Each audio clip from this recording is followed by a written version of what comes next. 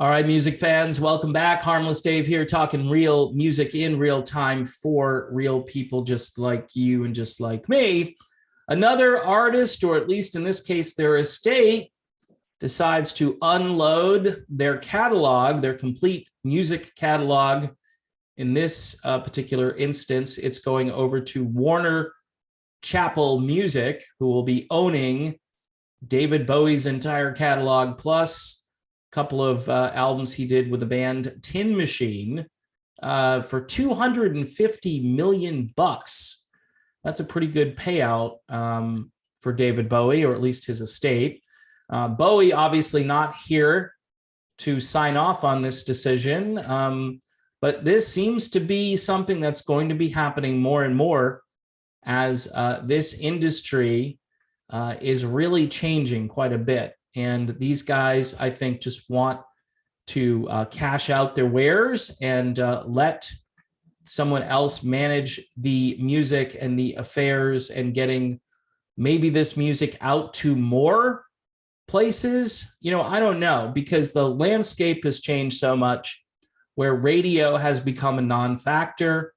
Bowie's catalog probably focus tested down to 3 or 4 radio songs, Let's Dance and, Suffragette City. I mean, I don't even know what they're playing, Space Oddity. I'm sure they're probably still playing out there, but you don't hear a lot of David Bowie on the radio like you used to.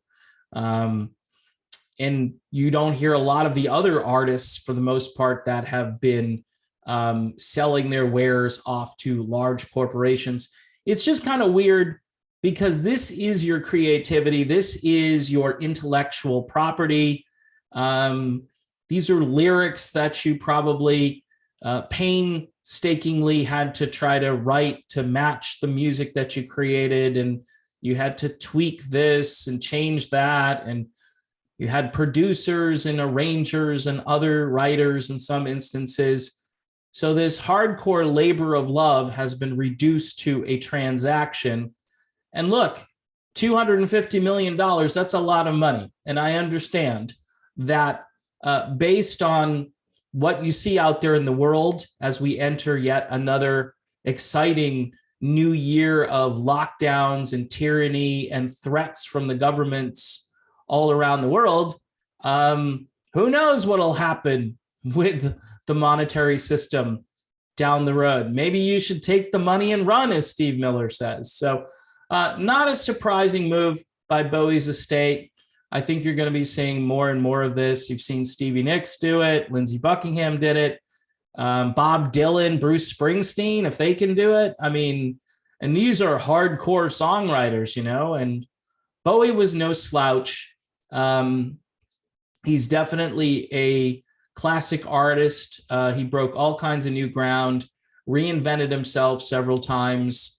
Didn't really care what people thought of him, especially toward the end of his life and career.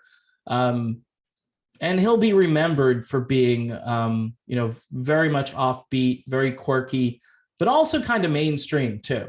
I mean, he could kind of travel in both circles, and he seemed to do well either way. So in any event, Bowie sells the catalog, and it's his estate, and it's a big payoff, and that's kind of it. I'm sure we're going to be seeing more of this as time goes on.